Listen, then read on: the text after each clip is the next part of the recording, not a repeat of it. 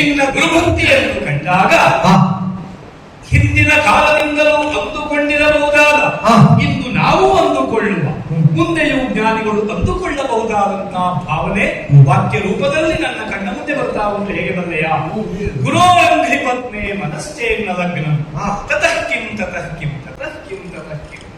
ಗುರುಗಳ ಪಾದ ಪದ್ಮದಲ್ಲಿ ಮನಸ್ಸೆಂಬ ಮಧುಕರವು ಒಂದು ಕುಳಿತುಕೊಳ್ಳದಿದ್ರೆ ಮತ್ತೇನು ಎಂಬುದಾಗಿ ಒಂದು ಬಾರಿ ಹೇಳಬಹುದಿತ್ತು.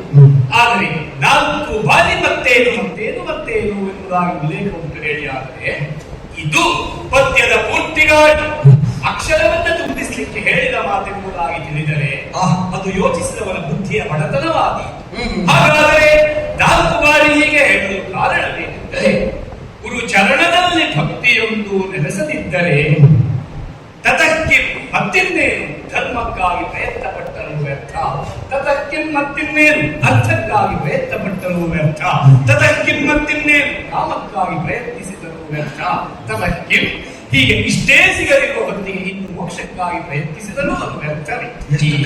ಎಷ್ಟು ಕಾಲ ಆಯ್ತು ಗುರುಗಳೇ ನೀವೀಗ ಪಾಠ ಮಾಡುವಾಗಲೂ ಹೀಗೆ ಈಗಲೂ ಹಾಗೆ ಶ್ರವಣರಮಣಿ ಎಂಬಾದಂತಹ ಸೇಚನದಿಂದ ಪುಳಕಿತಾನಂದ ಗಾತ್ರನಾಗಿಯೇ ಧನ್ಯತೆಯಿಂದ ಆಡಿದರು. ಮಗು ವಿಷಯ ಗೊತ್ತು. ನಾವೀಗ ಸ್ವಲ್ಪ ಈ ಕ್ಷೇತ್ರದಿಂದ ಸ್ವಲ್ಪ ಹಿಂದೆ ಇದ್ದೇವೆ. ಈಗ ಈ ಕ್ಷೇತ್ರದಿಂದ ದೂರವೇ ಇರುವುದಾದ್ರೆ ಇವತ್ತು ನೀವು ಇಲ್ಲಿರುವುದು ಹೇಗೆ? ಅದಲ್ಲ ಗುರುಗಳೇ, ಕರದಲ್ಲಿಗೆ ತಾವು ಬರ್ತೀರಿ, ತಮ್ಮನ್ನು ಕರಿಬೇಕಾದಲ್ಲಿಗೆ ಕರೀತಾರೆ. ನೀವು ಅದಕ್ಕಾಗಿ ಆತಂಕ ಪಡುವುದೇ ಬೇಡ. ನಿಜವಾಗಿ ಮಧುಕರ ವೃತ್ತಿಯನ್ನು ಮಾಡುವಂತಹ ದುಂಬಿಗೆ ಮಧುಪಾನವನ್ನು ಮಾಡುವುದಕ್ಕೆ ಕಮಲವನ್ನು ಸಮೀಪಿಸದಿದ್ರೆ ನಷ್ಟ ಆಗುವುದು ಬಿಟ್ರೆ ಒಂದು ದುಂಬಿ ಬರಲಿಲ್ಲ ಎಂಬುದರಿಂದ ಕಮಲಕ್ಕೇನಾದ್ರೂ ನಷ್ಟ ಉಂಟು? ಮಗು, ನಿನ್ನ ಹಾಗೆ ಯೋಚಿಸುವವರೇ ಈ ವಸುಂಧರೆಯಲ್ಲಿ ಸಕಲರು ಇದ್ದಿದ್ದರೆ ನಾನು ಹೇಳಿದ ಈ ಪರಿಸ್ಥಿತಿ ಬರುತ್ತಿರಲಿಲ್ಲವೋ? ಹಾಗೆ ಯೋಚಿಸಲಿಕ್ಕೆ ಎಲ್ಲರಿಗೂ ಪರಶುರಾಮ ಶಿಷ್ಯತ್ವ ಬರ್ತದೆ. ನಾನು ಮಾತನಾದ್ರಿಂದ ನಾನು ಹಾಗೆ ನೀವು ಗುರುಗಳಲ್ಲವ.